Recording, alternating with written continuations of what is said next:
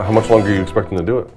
Once I get them guys out of there, I'm gone. Is that right? You probably think you know everything about the upcoming fight of Ryan Garcia versus Gervonta Tank Davis. But do you really know everything? Today, we will go through the whole story of how Ryan Garcia and Tank Davis became #1 enemies and how this fight will prove who is the best between them. This is Boxing Matrix. Enjoy this video. It all starts August 8th, 1998. A kid named Ryan Garcia is born, and he is ready to shock the lightweight division. Through his earlier years, he was always focused on the biggest challenges, which explains his obsession with Tank Davis over the past 5 years. Listen to this nigga, 2 rounds, baby, 2 rounds. In his amateur years, he had even fought Devin Haney, who is the undisputed lightweight champion in 2022.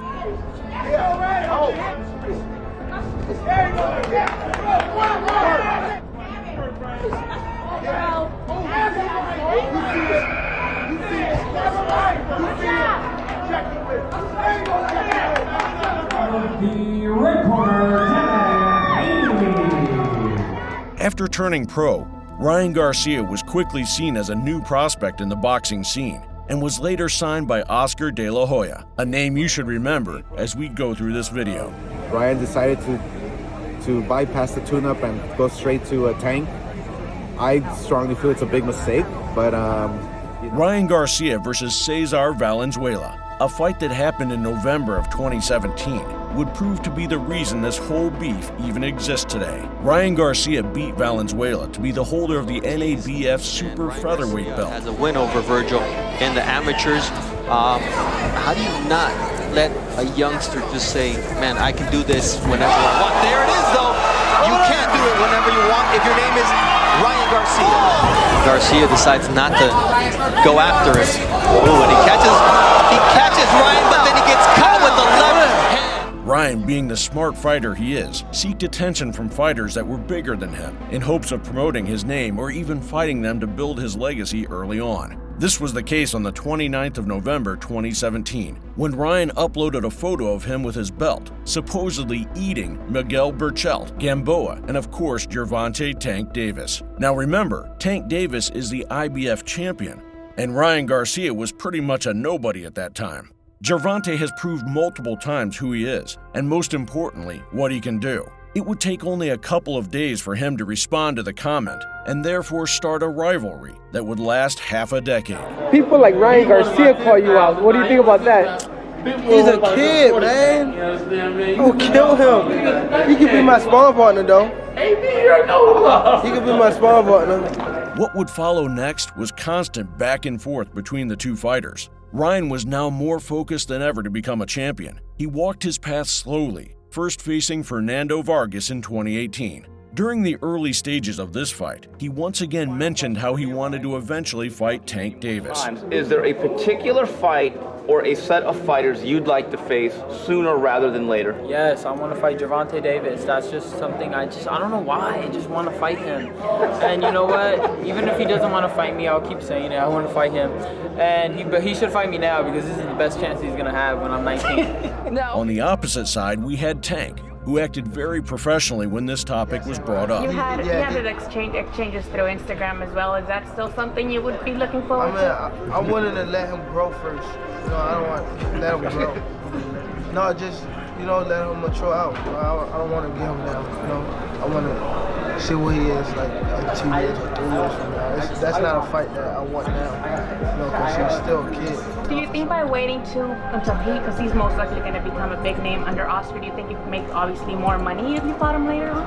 Yeah, definitely. The fight with Vargas proved to be a quick representation of what Ryan was capable of. You want to know that your guy can take a shot and go deeper. exactly. And look, this is so we'll see how Ryan Garcia handles it, and also the attention that he's receiving. I mean, how is he going to handle that outside the ring? So right now it's a perfect test for him, and I believe this fight will go several rounds, and maybe Vargas will take him into deep waters. We'll see.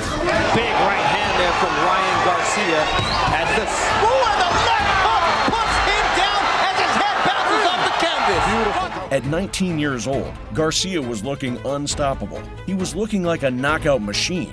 and for good reason. When he fought Jason Velez, he proved that he could also perform well in over 10 rounds. Before the fight, Ryan had missed weight, an event that Tank couldn't keep himself away from commenting. As the fight went the distance and Ryan had dominated his opponent, he was asked one question. Is Tank still the plan? Of course, man. I want everybody, man. Let's go. Let's work, man. I don't fear nobody, man. Let's fight Gervonta. Let's get it on. Tank's immediate response was the following. Remember when we told you to remember the name Oscar De La Hoya? Here's the catch. Oscar, a legend of the sport, is the promoter of Ryan Garcia. At only 19 years old, it was safe to say that Oscar knew that Garcia wasn't ready for the destructive power of Davis. In every interview in which he was asked about this mega fight, he expressed his negative opinion about Ryan Garcia on this fight. Do you think he's ready for Tank? You think Ryan's ready for Tank? No. Oscar, my little boy. Tank is a beast. Oscar.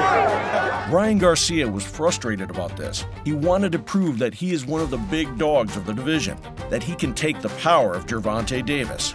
Both fighter and promoter decided to end their argument with a new lucrative deal. Ryan Garcia was now set to face Romero Duno. People had forgotten who Ryan was meant to be. This was the kid with the explosive punching power. And in this fight, he once again proved that. Garcia and Duno came out aggressive to begin the fight, throwing each punch with evil intentions. I don't know too much about Romero Duno. After the mid-September dust-ups, most people did know Romero Duno needs the fight to be on the inside to win. Ryan Garcia wants to keep it at a distance. And you see immediately, Sergio, how fast Garcia, last time we saw him on the zone, it was the Canelo Rocky Fielding card in December, and he had a spectacular KO there as he throws in a quick hook. Garcia landed a thudding straight right hand that went through Duno's guard. Duno was slightly staggered. Garcia stayed composed and landed another right hand, followed by a glazing left hook to the temple to bend Duno backwards, and the fight was stopped. Amateur wins, hard right hand that landed and shook Duno. Garcia able to land that right now. Down he goes. Right hand and a hook, and Duno is hurt. Duno is hurt bad. Wow, it's over. After that, Ryan made some comments, as he always does. Of course, you know, I came into the sport to fight the best. So that's what I've always said. I've always wanted to fight the best. So I feel like he's one of the best guys at the 130, 135 division. And I feel like I'm also one of the best. So why not fight? On the other side of the story, we have Gervonta Davis. Gervonta had just beaten Hugo Ruiz in the first round after breaking his nose.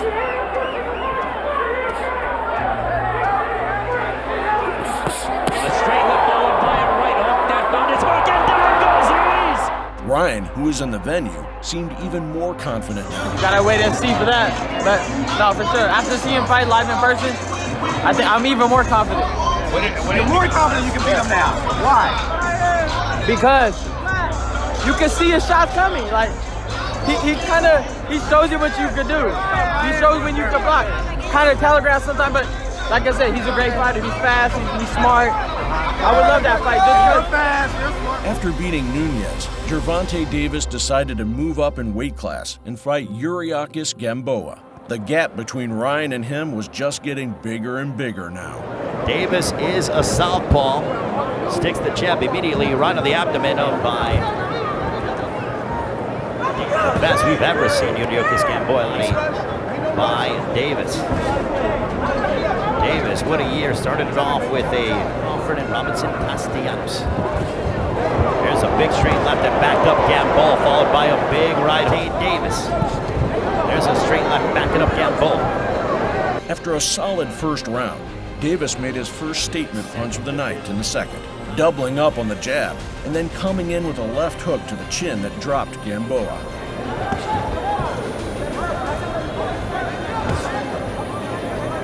He's right to the body. A straight left, down goes Gamboa on a heavy straight left. Gamboa recovered fairly well from the knockdown, but the big punch had a knockout effect. As soon as Gamboa went down, he started looking at his right shoe. At first, it seemed like it might have been an injury suffered as he went to the canvas. Finisher, and he has Gamboa trying to hold on. Talking about the shoe. What? That the shoe is coming off of Yuriakis Gamboa. They pointed to his right shoe. Davis found a big opening in the 8th round, sending Gamboa to the canvas in the final few seconds of the 8th round. He wobbled him with a jab to the temple, and then rocked him with a left hook to the chin. There's a wicked left hook by Gervonta Davis, followed by a right. He caught Gamboa. Another big, heavy shot. Davis, big straight left. Down goes Gamboa again. Tate Davis with the finish of Yuriakis Gamboa. Ryan Garcia, who just kept getting bigger and bigger, fought Francisco Fonseca, a fighter previously beaten by Tank Davis. Everyone was eager to see if Ryan could pull a knockout. Everyone wanted to know if Ryan can beat Tank's former opponents, and the outcome was pretty clear. Garcia almost finished the fight off in the opening 30 seconds when he stunned Fonseca with a left hook. Davis and Tevin Farmer, 130 pounds. Caught him with a left hook. Similar left hook he caught Romero Duno with. There was a glancing left hook. It didn't look like much, but those are the shots that really hurt when they graze you off the temple. Oh, and a left hand sends Fonseca down, flat on his back. After the fight, Fonseca had some words to say about the power of both Ryan Garcia and Tank Davis. Bueno, la verdad que peleador, como te digo, con una pegada normal. No voy a decir que pega más que Gervonta, que pega más. Simplemente llegó el golpe donde era, en el botón del knockout, y se terminó la pelea. Creo que supo aprovechar el momento y aprovechó el error que cometí y se terminó y listo. After the multiple call-outs of Tank Davis, Floyd Money Mayweather had some words to say for the young fighter. Tank, listen, Ryan Garcia wants to fight you. No, the fuck he don't. He gonna get fucked up. No? Well, you know, Ryan Garcia. He has speed. He has speed. Man, Ryan Garcia. Actually, you know what I'm gonna do? Ryan Garcia said he wants to fight Tank. Well, I'm putting the money up right now. If Ryan Garcia can beat Rolly, I give him 200,000 cash. If he can beat who? He gonna fight one of my other fighters who have less fights than he has. He's gonna fight Rolly. Accept the bout with Rolly. I give him 200,000 cash if he beat Rolly. Now, once he loses to Rolly, I don't want him to ever say Tank name again. Oh, so he has to get through Rolly to get the Tank. If he can get through Rolly, then he can get Tank. You won't give him the Tank fight straight out. He don't deserve it. At this point, Tank and Ryan seemed to be on the same level, and a fight between them seemed to be close, until Tank was set to face Leo Santa Cruz, a really, really strong competitor. Santa Cruz was in fine form early on, applying constant pressure to Davis and forcing him to fight off his back foot. Uppercut by Davis. So much. Yes, he does. This match early remains to be seen. With Santa Cruz, you train to face Davis. In spots where many fighters might be tentative against a hard hitter like Davis, Santa Cruz instead stuck to his typical game plan and forced the action. Davis found the timing on his power punches and was able to start landing them in between the bursts of action from Santa Cruz. And when Santa Cruz thought he could escape Tank, he delivered a flashing left uppercut that sent him straight to the canvas. Champions with the hearts of champions. If Davis thought Santa Cruz was going to fold from his... Oh my!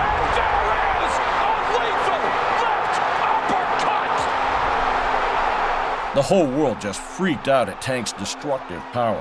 Lots of hate was going to Ryan after Tank's KO victory. People were calling him out for not fighting anybody of a name. And so to prove that he can indeed take on the big dogs, and especially Tank, he fought the one and only Luke Campbell. Garcia started by jabbing to the body. Hooks and uppercuts were his go-to. Campbell was having a hard time trying to time him as Garcia was throwing combinations. First southpaw Ryan's fought in 3 years, but Ryan told us this week he loves fighting southpaws because he thinks he's at bay for a while. It's instinctive. Garcia has to be careful not to get over-eager because Campbell, who never makes... Ryan Garcia was dropped in the second round. By this knockdown, many were quick to judge that Garcia would have been knocked out cold if it was Tank, but he managed to pick himself up and perform even better. In the first couple of rounds, you see Campbell up on his toes. Garcia much more flat-footed. Seems like he wants to. Left hand sends the kid down, and that's what he was setting him up for. Luke was looking for that overhand left. When the time came, Garcia baited Campbell into raising his hands, leaving his body open, and the outcome was just sensational. Eddie Reynoso saying to Ryan Garcia, "You're young." Body shot, and he goes down, and now Campbell is down on a knee, 2 knees. He's asking questions. He's asking, "Do I want to get up? Can I get up?" In the post-fight interview, he expressed his desire to fight the best of the best. And of course, that also meant Tank Davis. I'm a man of my word. Let's go, Tank! Let's go! Let's go! I'm ready! Let's go! At the time, both Oscar De La Hoya and Leonard Ellerby, who are the promoters of the fighters, seemed pretty confident that this fight would take place either late 2021 or 2022. Ryan was a guest in Mike Tyson's podcast, and it was there where he would exchange words with Tank for the first time. 2 rounds, baby, 2 rounds. 2 rounds. I don't care. You're on pause. 2 rounds. 2 rounds. You're going to sleep. 2 rounds. Hey, it's not going to hurt. I promise you it's not going to hurt. I don't care what you got. Yeah, all that. You better open up. You're going to need a ladder to hit me. How tall are you? You 5'5". You don't need a ladder to hit me. You're going to need a Stairmaster. Boy, you won't be able to touch me. Both were coming to an agreement to fight, and everything was going great in terms of deals. They just needed to have one good fight before this mega fight. For Tank Davis, it's against Mario Barrios, and for Ryan Garcia, it was Javier Fortuna. Ryan later went on to express his struggles with mental health and withdrew from his fight with Fortuna.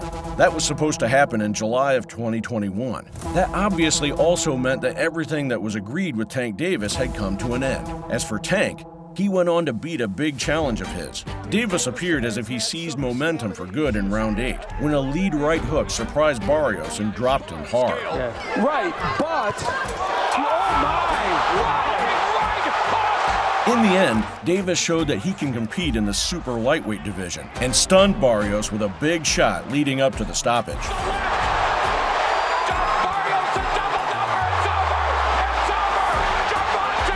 Now remember, Tank never calls out Ryan Garcia, as he sees it as giving him clout. In December, when he beat Pitbull Cruz, he was asked in the post-fight interview a question about Ryan Garcia, and this is what he and Floyd Mayweather had to say. And Ryan, after your fight, what'd you make of his comments that he made to you and to Floyd?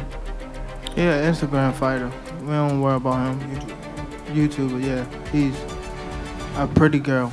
That's what he is. And he just talk. Thanks for that. You know, we tried. Hold on. I don't know what he said, but we tried to make this fight.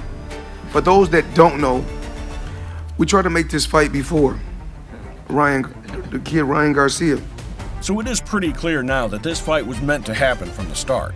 The last call out from both would be from Ryan Garcia's last fight, in which he expresses who he wanted next. But I will fight Tank next. If Tank wants that at 140, I'm gonna record all the negotiations so you guys don't make no headlines saying I'm ducking. If he want it, let's get it.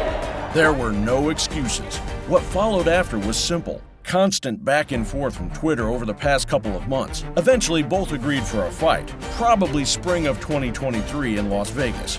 A fight to determine who can be the next superstar in boxing. Comment down below, who do you think will win this massive blockbuster fight? This is Boxing Matrix. Thank you for watching.